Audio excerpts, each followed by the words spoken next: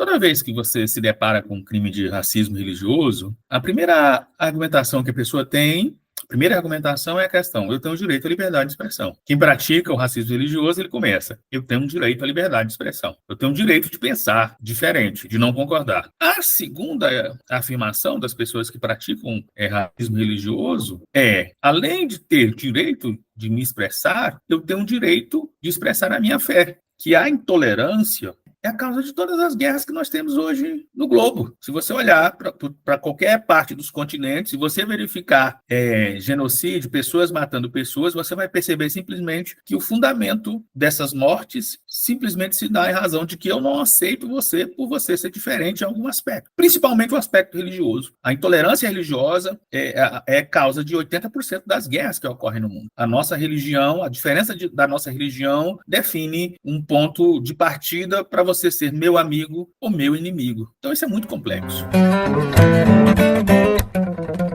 Olá, as boas-vindas a você. Este é o podcast Radar Direitos Humanos, um podcast do Departamento de Advocacy da Diocese Anglicana de Brasília, Igreja Episcopal Anglicana do Brasil. Olá pessoal, me chamo Rodrigo Espiúca, sou clérigo da Diocese Anglicana de Brasília e falo em nome do Departamento de Advocacy da nossa Diocese. Dou as boas-vindas a todas e a todos vocês para o nosso episódio do podcast Radar Direitos Humanos, onde teremos a oportunidade de aprender um pouco mais e de conversar a respeito das relações entre a nossa Igreja Episcopal Anglicana do Brasil e os direitos humanos. O mundo é pequeno pra caramba. Tem alemão, italiano, italiana. O mundo filé milanesa. Tem coreano, japonês, japonesa. O mundo é uma salada russa. Tem nego da Pérsia, tem nego da Prússia. O mundo é uma esfirra de carne. Tem nego do Zâmbia, tem nego do Zaire. O mundo é azul lá de cima. O mundo é vermelho na China. O mundo tá muito gripado. O açúcar é doce, o sal é salgado. E sobre o tema crimes raciais, racismo religioso, eu tenho a satisfação de conversar com o delegado de polícia, Joaquim Adorno. E o Joaquim é também fundador da DEACRE, da Delegacia de Crimes Raciais em Goiânia, no estado de Goiás. Doutor Joaquim, é uma alegria ter o senhor aqui conosco no Radar Direitos Humanos. Olá, Rodrigo. De fato, assim, eu acho que é um tema extremamente interessante. Discutir esse tema é interessante porque a nossa perspectiva religiosa, ela atravessa todas as vertentes da nossa existência, né? E nós acabamos nos comportando no mundo a partir dessa ótica, a partir daquilo que a gente acredita, certo ou errado, no aspecto religioso. E é importante demais discutir esse assunto, porque muita violência que ocorre no mundo, muita violação de direitos humanos que ocorre no mundo, ela ocorre exatamente por causa dessa perspectiva religiosa. Então, assim, é importante estar aqui falando sobre isso. Eu quero te agradecer ao podcast Radar Direitos Humanos, a você, Rodrigo, pela oportunidade de falar com as pessoas, desmistificando esse tema que é tão simples, porque faz parte da nossa essência, mas as pessoas complicam tanto. Nós que te agradecemos, doutor Joaquim. Então, a gente podia começar essa conversa se o senhor pudesse trazer para nós um pouco da tua trajetória, né? Como é que você chegou a atuar na delegacia de crimes raciais aí em Goiânia? Vamos lá, então. Eu sou um homem, eu sou um homem preto, um homem negro, tenho muita aproximação com as religiões de matriz africana, também com a Igreja Católica. Minha mãe é católica, quase fui padre, cheguei a ser coroinha, então, assim, todo esse conhecimento, muita proximidade com a igreja evangélica, mas também muita proximidade com as religiões de matriz africana, até pela questão da origem, do conhecimento que você tem daquilo que você é como pessoa, né, do seu lugar de fala no mundo. E tem 20 anos que eu sou delegado de polícia, muito tempo, né? Muito tempo, embora eu seja um sujeito novinho, mas tem 20 anos que eu já sou delegado de polícia. Então, nesses 20 anos, são 20 anos de experiência, né, lidando exatamente com o conflito humano. Porque na polícia dificilmente você lida com uma notícia boa. Então não te chegam notícias boas, de bons samaritanos ou de boas ações, só te chega notícia ruim. E eu percebi que nesse tempo todo de trajetória, muitos crimes ocorreram e ocorrem exatamente por causa dessa perspectiva religiosa. As pessoas às vezes não conseguem compreender, mas a sua concepção de Deus, de pecado, de certo ou errado, ela acaba norteando tudo que você faz na vida. Da bebida que você toma, da pessoa que você conhece, do carro que você compra, da viagem sua de férias é norteada pela sua concepção religiosa. A roupa que você veste, a casa que você compra, os amigos que você tem e os inimigos que você tem também. É interessante que até os inimigos que você tem também nascem dessa perspectiva religiosa. E eu percebi também, que na minha atuação policial, que o sistema de justiça criminal, ele não está preparado para lidar com isso. O sistema ordinário, né, o sistema comum de justiça, de polícia, ele não está preparado para lidar com isso. Por quê? Porque nós, como operadores do direito, principalmente na segurança pública, a gente está acostumado a lidar com proteção de patrimônio, né? Presta atenção. Nós, segurança pública, a gente protege o patrimônio e protege a pessoa a partir do patrimônio. Tanto é que há uma mensuração de crimes de menor potencial ofensivo, né, crimes mais graves, menos graves, a partir do patrimônio. E quando a gente fala na proteção da pessoa em si, nós temos a proteção do corpo, daquilo, da sua integridade física, a proteção da sua vida. Mas a proteção da essência, daquilo que as pessoas não veem, que eu poderia chamar aquilo de alma, de um aspecto metafísico daquilo que você acredita, daquilo que você é, de como você se comporta a partir dessa concepção, o Estado ele não está muito preparado para lidar com isso. Tanto é que não está preparado que ele não trata com a devida importância esse aspecto tão fundamental do ser humano. A partir daí, a partir dessa visão, de você estar com um pé nas religiões de matriz africana, você está com um pé na igreja católica, você está com um pé na igreja evangélica, você está com um pé dentro da estrutura de segurança e conhecendo as mazelas que ocorrem, foi pensado por mim, por um grupo de colegas, a necessidade de criar uma unidade especializada para atender exatamente esses crimes, para dar um olhar diferenciado, um olhar clínico, falar, olha, isso aqui não é assim, isso aqui não é assim, isso aqui não é desse jeito, isso aqui de fato é danoso para a vítima. E quem está do lado de fora, quem não entende toda essa temática, ela vê uma violação de direitos humanos referente à questão da liberdade religiosa, um racismo religioso, e a pessoa não consegue entender o sofrimento do outro. Por quê? Porque ela não tem essa perspectiva. Então, a partir disso, a partir da necessidade desse olhar diferenciado, desse acolhimento dessas vítimas, do conhecimento dessa realidade, que foi pensada a criação dessa unidade. Essa unidade policial especializada foi criada em 2021, no estado de Goiás, como um grupo, e esse ano ela se tornou uma delegacia estadual especializada. Então, assim, o Estado dando importância, de fato, a essa seara. Então, houve toda essa caminhada, toda essa trajetória, e, principalmente, como diria Leonardo Boff, todo ponto de vista é a vista de um ponto, né? Então, quando a gente fala a partir das perspectivas que a gente tem do mundo, a partir da nossa visão de mundo, mas essa visão de mundo ela é filtrada pelas nossas experiências pessoais. Então, essas experiências pessoais, experiências de vida, me fez refletir e ter a ideia clara, cristalina, da necessidade dessa unidade policial. E como é que a gente pode definir ou delimitar o racismo religioso em comparação com outras formas de racismo? A gente tem que entender algo muito, muito interessante nessa temática. Primeira coisa, toda vez que você se depara com um crime de racismo religioso, a primeira argumentação que a pessoa tem, a primeira argumentação é a questão, eu tenho direito à liberdade de expressão. Quem pratica o racismo religioso, ele começa, eu tenho direito à liberdade de expressão. Eu tenho o direito de pensar diferente, de não concordar. A segunda afirmação das pessoas que praticam racismo religioso além de ter direito de me expressar, eu tenho o direito de expressar a minha fé. E a minha fé se dá nesses moldes. de não concordar com outra religião, com outra vertente, com outro pensamento em relação a toda essa questão. Então, é um assunto complexo, que exige que você tenha um pouco de entendimento. Vamos só tornar a coisa mais fácil, mais palatável.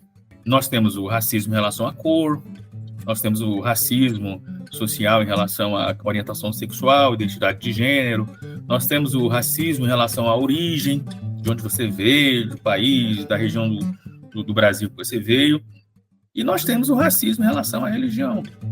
E como se dá esse racismo em relação à religião? Esse racismo ele pode se dar tanto numa ofensa material.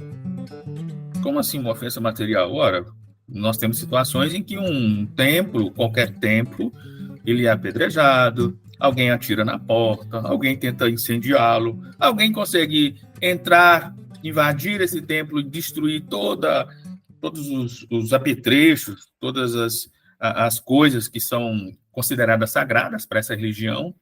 E nós temos também o racismo religioso que se dá naquelas situações de fala, que a gente fala crime de mera conduta. Quando você ofende diretamente uma pessoa, em razão da religião dela, que é o que mais ocorre, 90% dos crimes ocorrem, ou você ofende uma coletividade de pessoas daquela religião.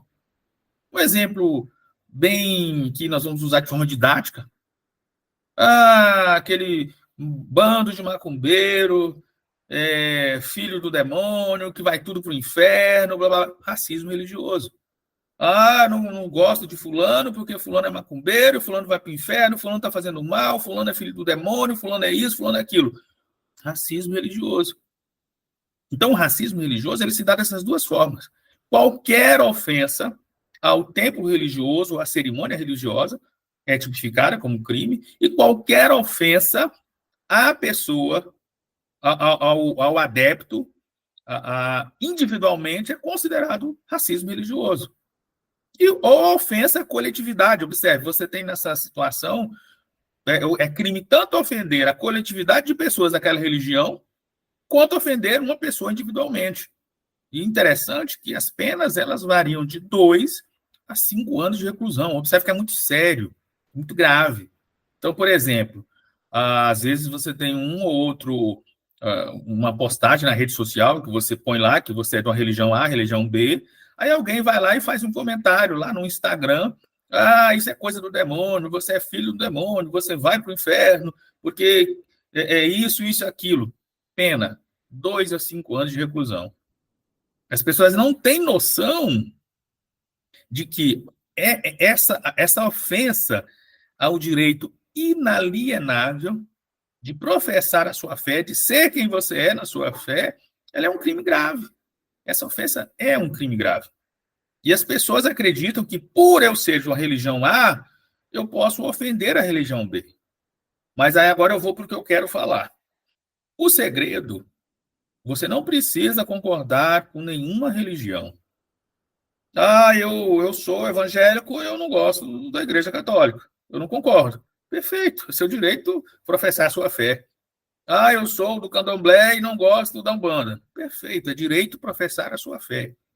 A grande questão que as pessoas têm que compreender é que a lei proíbe a ofensa.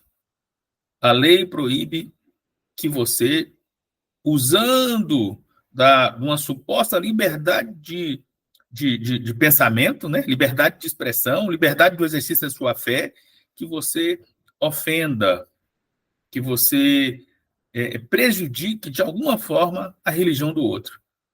Então, você não é obrigado a aceitar nenhuma religião, mas você é obrigado a respeitar a religião de todas as pessoas. Qualquer comentário depreciativo, qualquer comentário pejorativo que ofenda essas pessoas em razão da sua fé é crime. Então, assim, as pessoas têm que compreender muito. Eu sou evangélico, eu não gosto de religião de matriz africana. Perfeito, é seu direito. Então, você vai para a sua igreja, você vai rezar, mas isso não te dá o direito de ir lá incendiar um terreiro de candomblé. Isso não te dá o direito de passar uma pessoa vestida de roupa de candomblé que você jogue pedras ou xingue aquela pessoa. É tudo muito simples. Olha como essa questão desses crimes de liberdade religiosa, eles podem ser evitados com um simples bom senso. É quase igual no sentido de que... Rodrigo, você torce para que time? Eu torço para o Náutico Clube de Recife. Olha que coisa, eu sou vascaíno. Agora observe, agora vamos nós dois, você tentar me convencer que o Náutico é melhor que o Vasco e eu tentar te convencer que o Vasco é melhor que o Náutico. E tentar te trazer para o meu time e você tentar me levar para o seu time. Como você pegar um flamenguista e um vascaíno, colocarem os dois e falar o meu time é melhor. E um tentar convencer o outro de que o outro time é melhor. E para piorar, vamos começar a jogar pedra um no outro porque você não faz parte do meu time. Então, você torce para o Náutico, vou jogar pedra com você. Vai para o inferno. Viu, Rodrigo? Você não vai para o céu porque você torce para o Náutico. Nossa, olha como é ilógico a minha fala. Como é sem sentido. E essa fala sem sentido, ela ocorre necessariamente nos crimes de racismo religioso. Há uma interpretação, observe, as pessoas têm que compreender muito isso. Nós temos uma visão de mundo. Todos nós temos. Você tem uma visão de mundo, e essa visão de mundo, como eu falei lá no começo, ela é norteada por um pensamento religioso, pelas suas experiências. A sua concepção de Deus e da morte define a sua vida. Eu estou falando essas coisas porque eu sou bacharelando em filosofia, então eu gosto muito de estudar e de ler. Então, essa concepção nossa, ela define o nosso mundo. Agora, você imagina, o grande erro do racismo religioso, ele se dá exatamente no momento em que você quer, que você exige que a sua concepção de mundo norteie o mundo do outro. Então, você tem a sua fé, você tem as suas práticas religiosas, você tem o que você considera certo e errado, e você quer exatamente que essa concepção de mundo, que esse seu acreditar, seja o acreditar do outro. É como se você quisesse que você torce para o Náutico, que eu, que sou vascaíno, também torcesse para o Náutico. E quando tivesse jogo entre o Náutico e o Vasco, você vai jogar pedra em mim porque eu sou vascaíno, mas vou torcer, mas vou ter que torcer para o seu Náutico. Então, assim, é muito ilógico. Nós forçamos uma... eu costumo dizer que você vilipendia. Eu vou usar uma palavra aqui bem pesada para você entender. Quando você pratica racismo religioso, você viola, você estupra. Olha que palavra pesada que eu estou usando. Toda a essência do outro. É ilógico. É tão ilógico que é como se fosse... Você lembra, você também é um estudioso. A jihad. Eu comparo o racismo religioso a uma guerra santa. As pessoas que praticam racismo religioso, elas têm uma ideia errônea, muito errônea, como de que estão numa cruzada em defesa do seu Deus, e que qualquer um que não pense, que não professe e que não viva o mesmo pensamento religioso, ele não é digno de existência. É como se não ser da sua religião não me tornasse humano. Olha como é difícil, Rodrigo. Então, quem é humano? Só quem torce para o Náutico. Quem não torce para o Náutico? Vamos tocar fogo em todo mundo, porque não é humano, não tem humanidade. Vamos separar. Então, nosso Deus, ele protege somente quem torce para o Náutico. Quem não torce para o Náutico pode morrer, porque vai para o inferno, vai fazer isso, fazer aquilo, e não tem problema nenhum. E toda vez que eu ataco, racista religioso, qualquer pessoa que não seja torcedor do Náutico, eu ganho ponto com meu Deus, porque eu estou defendendo a minha religião, defendendo ele. Guerra Santa. Então, assim, às vezes eu tenho uma reunião com pastores, com padres, e quando eu tenho essa oportunidade, eu digo muito para eles, olha, a gente lida com pessoas simples.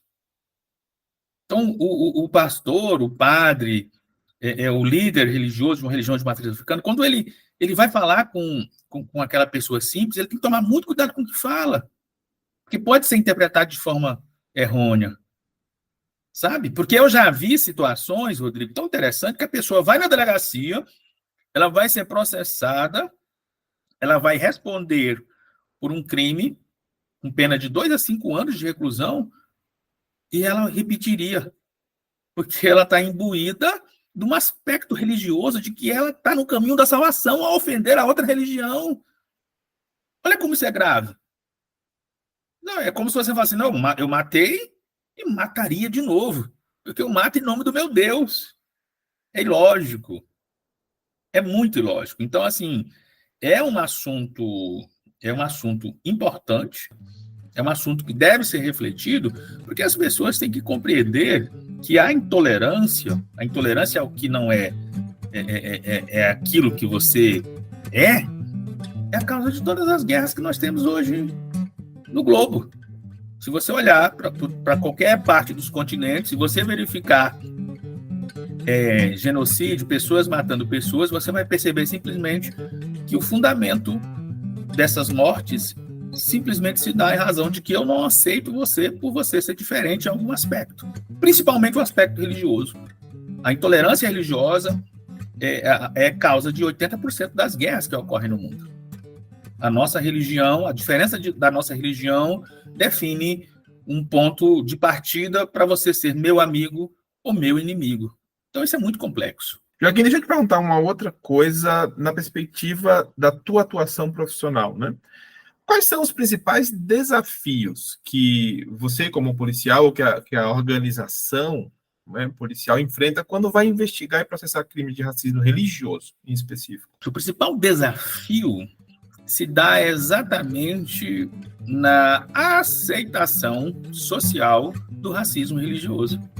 Então, quando nós vamos investigar um crime de racismo religioso, boa parte das pessoas que são testemunhas concordaram e concordam com aquele racismo religioso, porque aquela conduta parte do pressuposto de um ponto de vista que ele também professa.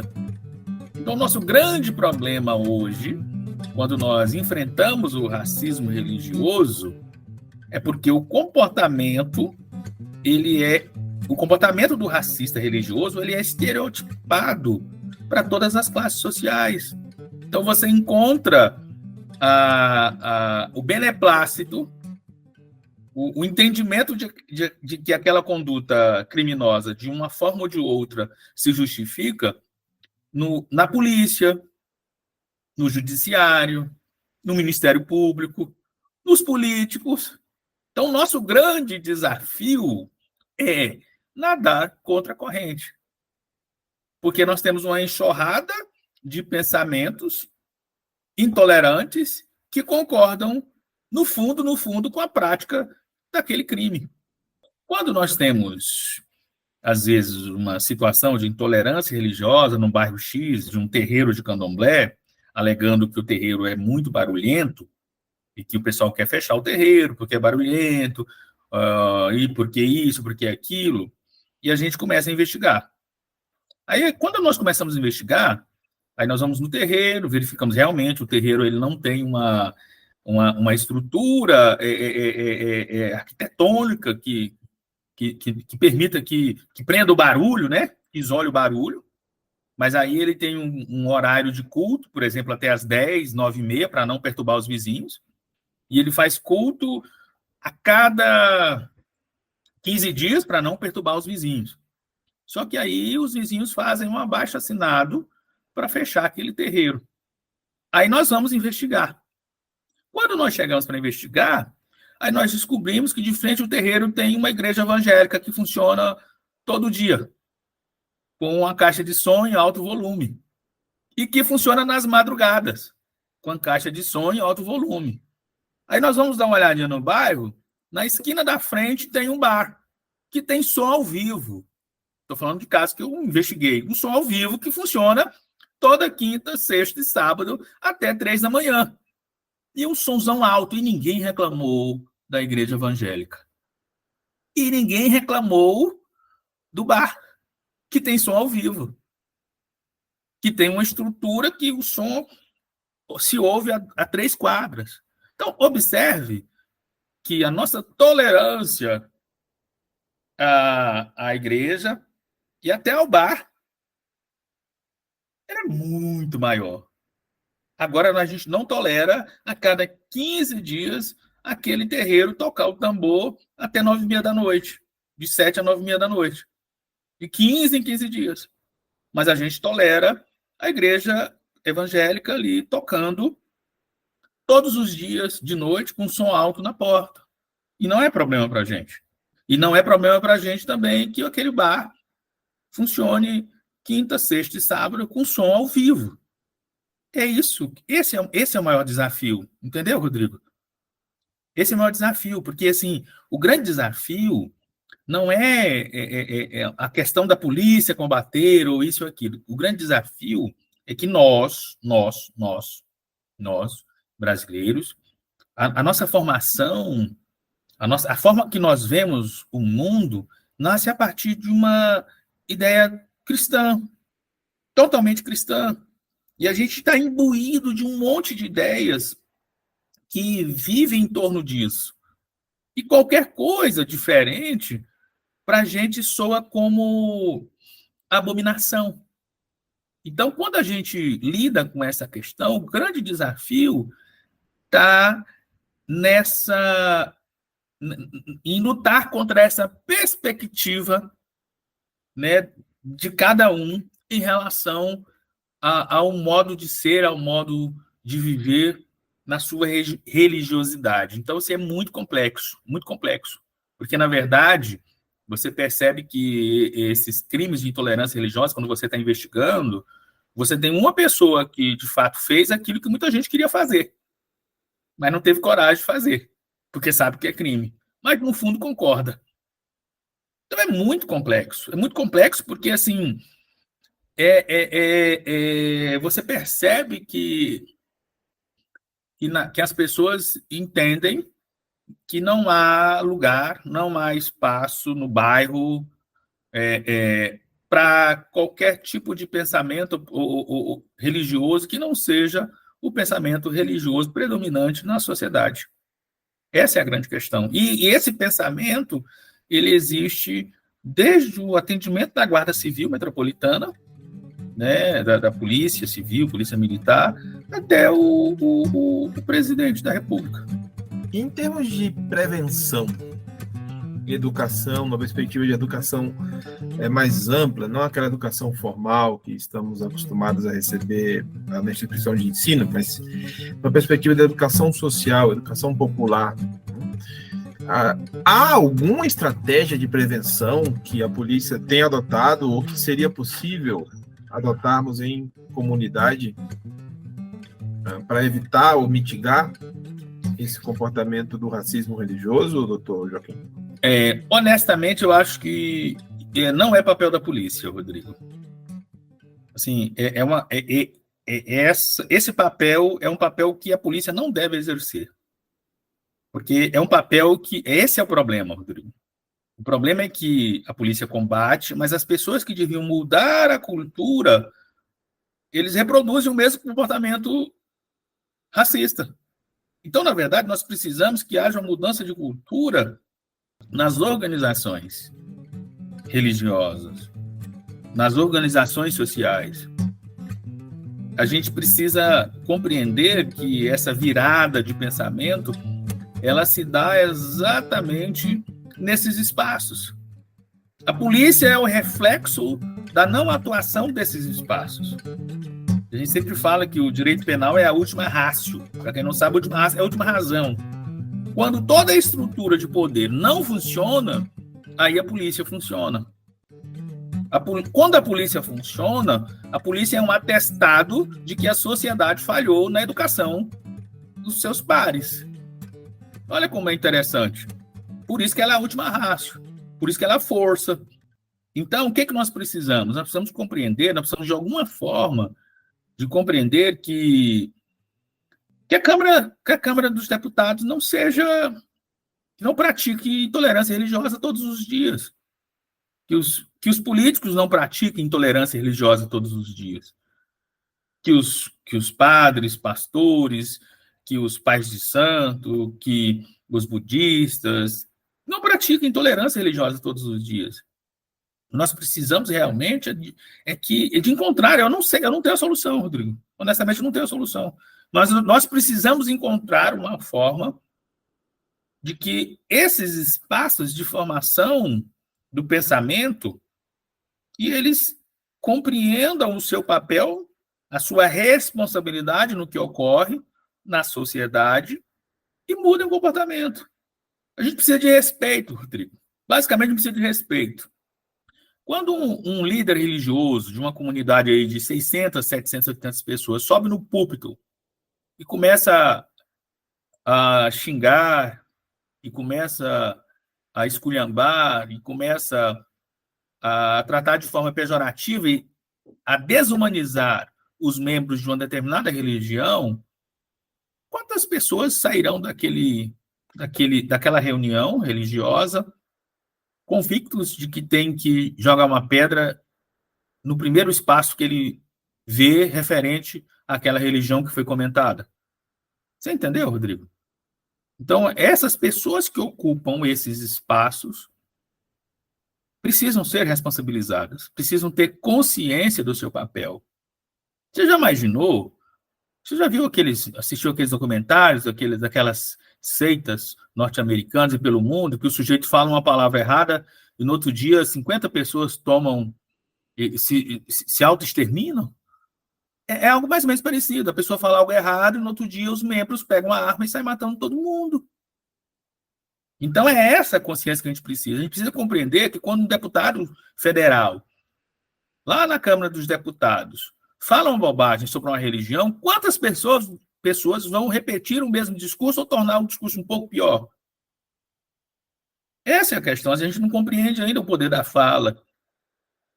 Essas falas preconceituosas, essas falas intolerantes, elas arrastam multidões, porque a gente já cresce ouvindo isso, e quando você tem um líder, você tem um líder religioso, você tem um político, você tem alguém que você considera um guia do seu grupo, da sua comunidade, e ele repete o racismo religioso, aí você tem isso aumentado exponencialmente. Então, assim, o que eu penso? Eu penso que, você falou em educação e cultura, você sabia que a gente tem um alto índice de racismo religioso nas escolas? É grande, cara. É complicado. Hoje em dia, por exemplo, se você professar uma religião, uma fé diferente da fé do diretor ou do professor, a gente tem situação do aluno que é obrigado a sair da sala. Então entra na escola porque tem um apetrecho ou alguma coisa que ele está usando da religião dele, que não é religião da maioria dos professores ou do diretor da escola. Imagina uma escola com 1.200 alunos, com um comportamento racista, repetindo isso, e como é que esses alunos vão sair lá de dentro, cara? Você entendeu que é muito, muito? E detalhe, é tão complicado que às vezes você tem uma denúncia e na Secretaria de Educação Municipal ou Estadual, não estou aqui colocando defeito em ninguém, ela só vai apurar o comportamento depois que eu instauro o procedimento. Porque ela vê que vai dar alguma coisa, que eu levei a sério aquele comportamento, senão ela era complacente com o diretor que expulsou o aluno, porque o aluno é de uma religião de matriz africana e o diretor é evangélico. Por exemplo. Aí você vai analisar, aí você percebe que o chefe do diretor também tem a mesma religião. E o chefe do diretor também tem a mesma religião. É isso que eu estou falando, cara. Tem que ter uma mudança. Mas essa mudança é uma mudança cultural, uma mudança de pensamento. A gente tem que pensar nisso.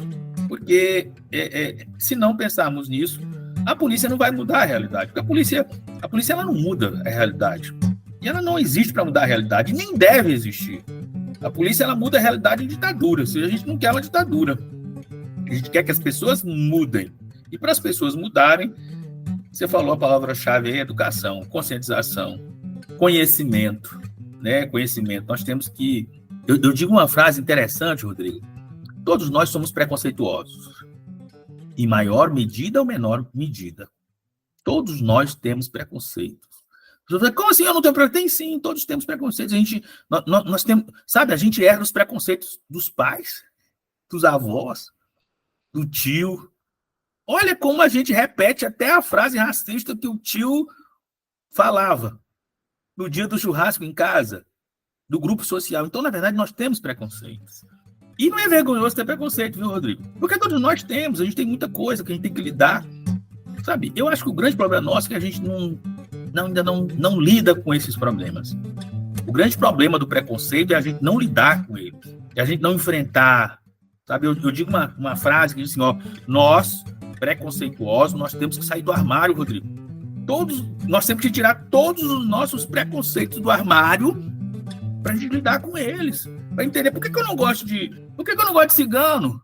O que o cigano fez para mim, cara? Eu conheço algum cigano? Não, mas eu não gosto de cigano. Entendeu? Eu já vi isso é meu. De onde surgiu esse preconceito? Ah, eu não gosto de macumbeiro, porque macumbeiro é isso, macumbeiro é aquilo, blá, blá, blá. Sim, mas qual é o meu problema? Qual foi a minha experiência pessoal que me permitiu ter essa concepção? Ou isso veio de alguém? Ah, eu não gosto de gay, eu não gosto disso. Mas qual foi a concepção? Da onde surgiu isso?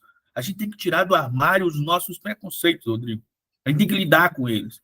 Porque quando a gente pratica racismo, independente do que for, cara, é projeção. Sabe, eu tenho muito tempo de experiência e eu posso dizer, eu já lidei com mais de 1.400 casos de intolerância. Projeção. Você tem um problema consigo, Rodrigo, e você projeta no outro. Agora você imagina, você tem um problema consigo e você projeta o seu problema no cabelo do outro. E todo problema que você tem não é contigo. Você não vai discutir, por que eu não gosto do cabelo do fulano? Por que eu acho que o cabelo do fulano é isso, o cabelo do fulano é aquilo? Não, o problema é do fulano. Sabe quem tem que resolver o problema? É o fulano que tem que raspar a cabeça, não é você, não. É a mesma coisa no racismo religioso. Você tem um problema consigo próprio, de alteridade, de empatia, e você tem um problema de controle de mundo, você tem um problema que você não pode, de intolerância. E como que você resolve esse problema? Mudando a religião do outro, né, Rodrigo? É muito mais fácil. Eu não gosto de macumbeiro. Eu não gosto porque é macumbeiro, blá, blá, blá. Eu posso falar isso porque eu sou de religião de matriz africana, viu, Rodrigo? Então vamos mudar a religião deles. Todo mundo tem que ser cristão agora para que meu mundo seja perfeito, cara. Mas eu não vou lidar. Eu não vou lidar com essa intolerância, porque o problema não é meu. Você não gosta de fulano porque fulano é de uma religião tal. E como é que é um problema seu de concepção de mundo, de pensar, e você quer resolver um problema seu mudando quem, Rodrigo? O outro, cara. A solução do seu problema existencial está no outro mudar de religião e não você partir de uma mudança de perspectiva de vida.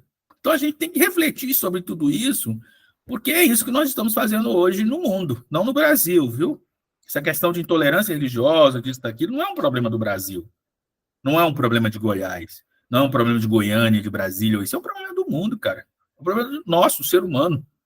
A gente acolhe um pequeno grupo e esse grupo, para nós, é perfeito. Qualquer um que não esteja nesse grupo é nosso inimigo. E é assim que a gente trata.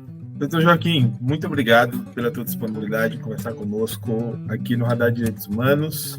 É realmente um tema muito importante. Nós reconhecemos a relevância de refletir acerca do racismo, de uma forma geral, mas no nosso caso hoje, de refletir acerca do racismo religioso, uma manifestação direcionada a um aspecto da nossa personalidade, da nossa existência, né?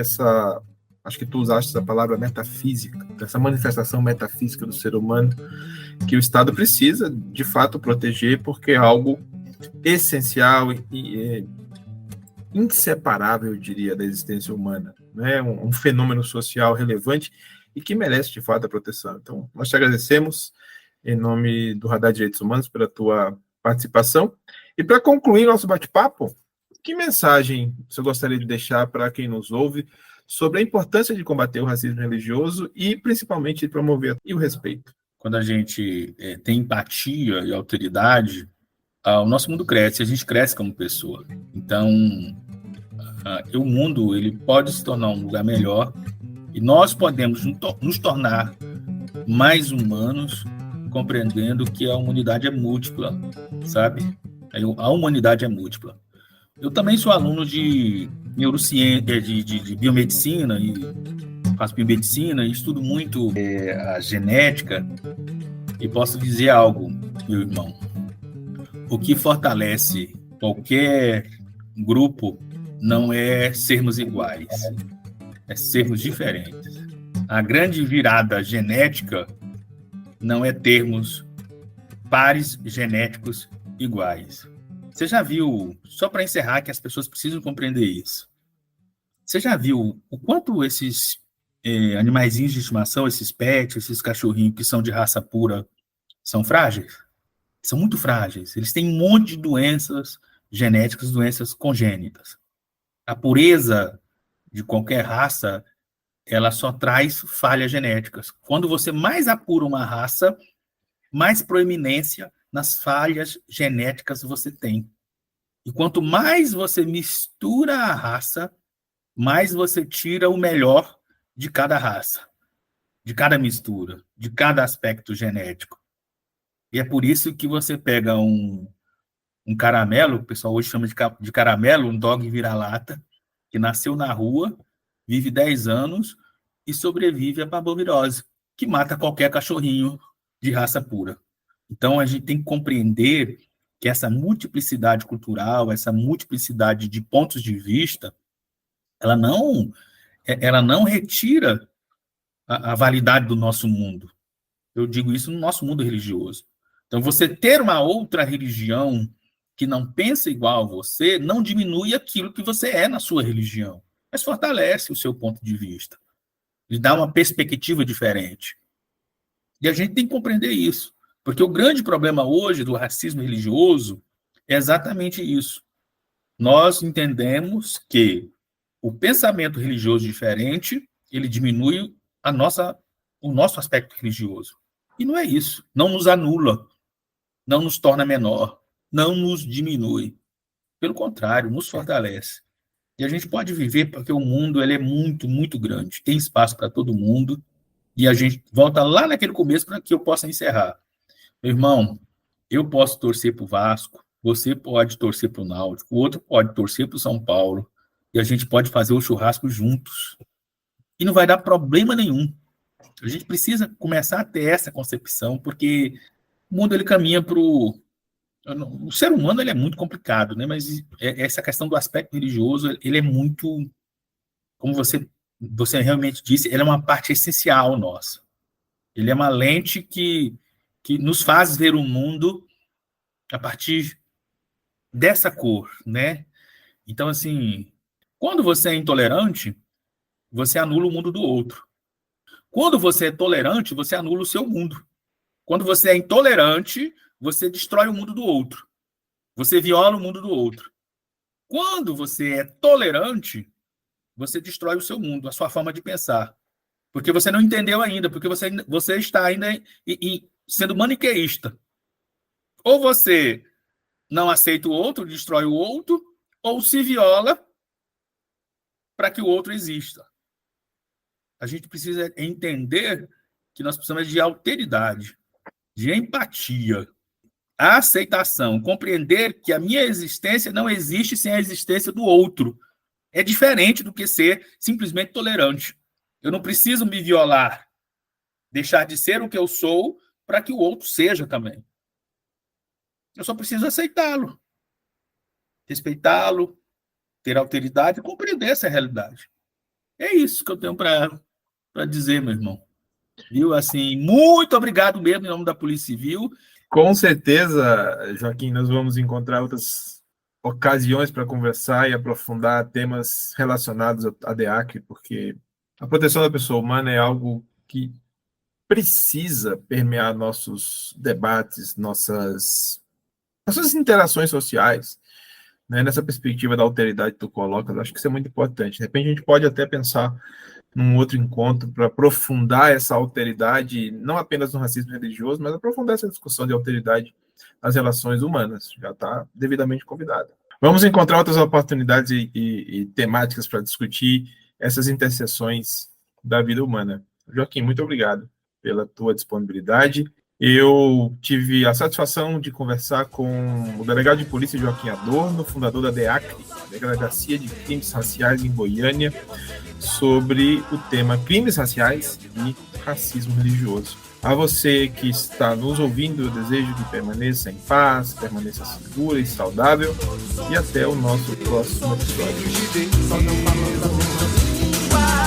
Todos somos filhos de Deus. Todos somos filhos de Deus. Só não falamos as mesmas línguas.